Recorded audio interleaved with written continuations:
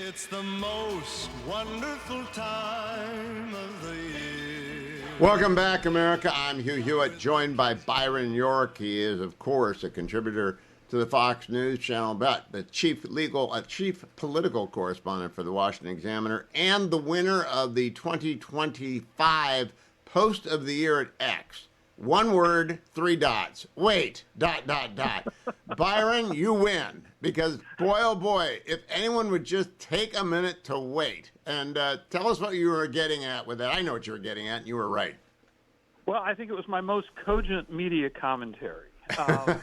Well, what it was, this concerns the drugboat hit story and the war crime allegations and all of that stuff. And basically the Washington Post got out first and still is the only person to admit, only institution to report some allegations involving this, essentially that Pete Hegseth, Secretary of Defense, ordered the crews to kill everybody. And when he saw that a couple of drug runners had not been killed, he ordered a second shot at them. These are things that were in the Washington Post story, and have since turned out to be not true. And the first crack came when the New York Times published a story citing 5 people speaking independently who were knowledgeable about this, who told a different story that that Hegseth had not given that order, that it hadn't worked the way that the Post had said.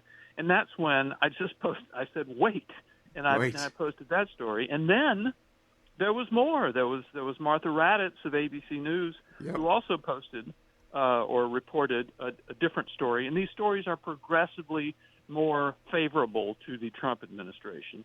So I said, well, wait, and posted that. And then there was another one from the Wall Street Journal that was a preview of Admiral Bradley's testimony. And I said, well, wait for that, So clearly this is a situation in which we've seen it before. Spectacular, sensational report gets out there in the news. Many people run with it. They take it completely seriously. It gets picked up on Capitol Hill, of course, and members of Congress start talking about it. Democrats are on the attack, and some Republicans are kind of cowering in fear. And then, when you learn more about it, it turns into a different story. Don't you wish we had ring video of Jeff Bezos with his head in his hands, thinking about the Washington Post, thinking about all the money and all the change? And I'm not going to rag on my former colleagues, but just, his head down, thinking why, he'd been trying to rebuild the place. He'd been trying to get them into free enterprise.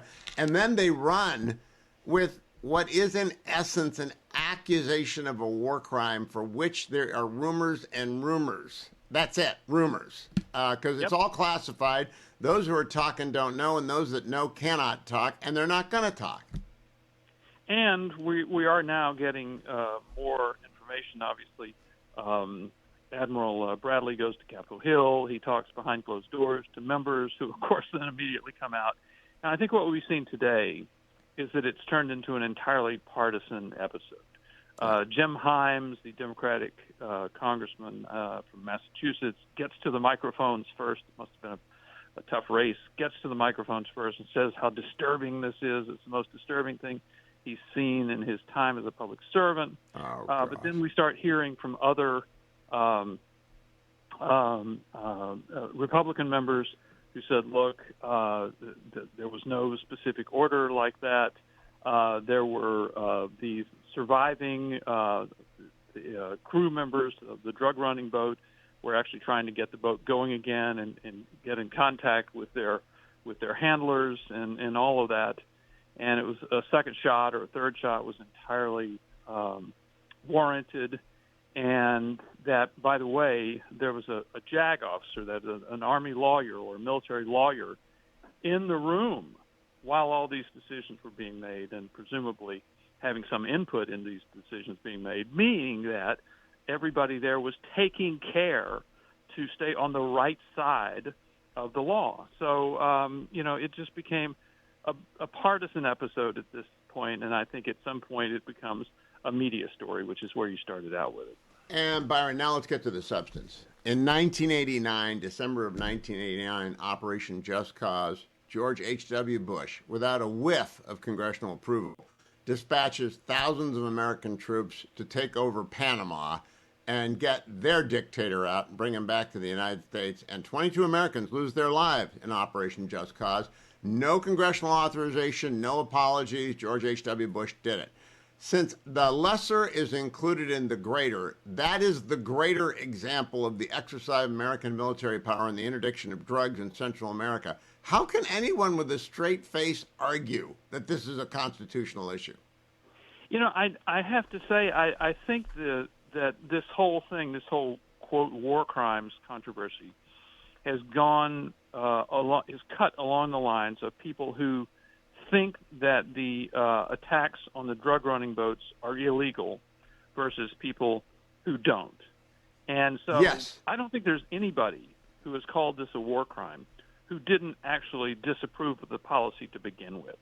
So if you said, okay, it's a war crime, we'll never do that again, we'll just shoot down the boats, we'll only take one shot, that wouldn't satisfy them. They oppose the policy. And the people who believe that the policies were legal, and of course the administration has claimed from the very beginning that these are legal and that they have a legal justification to do it, those people were less disturbed by the details that came out about this particular September 2nd attack. And the debate is not even joined until Congress passes something like the Boland Amendment. I was just joking with Brett. He's too young to remember the Boland Amendment. It used to bedevil the Reagan administration because it prevented direct assistance to the Contras. It led to Iran-Contra. But Congress did not want the President of the United States to send assistance to the Contras, so they banned it. If they want to ban strikes on drug boats, they can. They haven't. They won't. And that leaves only that leaves the commander-in-chief power. There isn't even a debate here. You're right. You're saying basically, go for it, guys. Yeah, ban U.S. attacks on drug-running boats. Yes, go for it. Let's see who wants to co-sponsor that beauty, because it's not going to happen. So, Byron, long and short, is this helping Donald Trump or hurting Donald Trump? Certainly not hurting him.